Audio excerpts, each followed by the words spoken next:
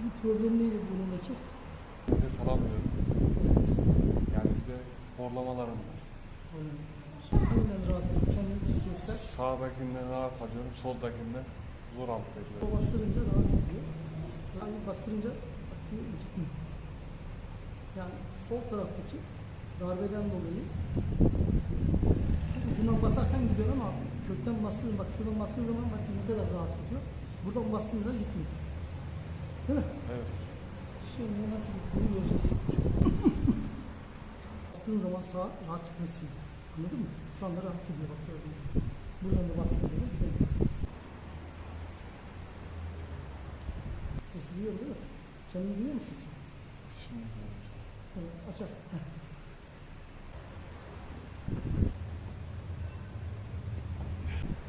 Şimdi biz az önce yaparken açarken küt.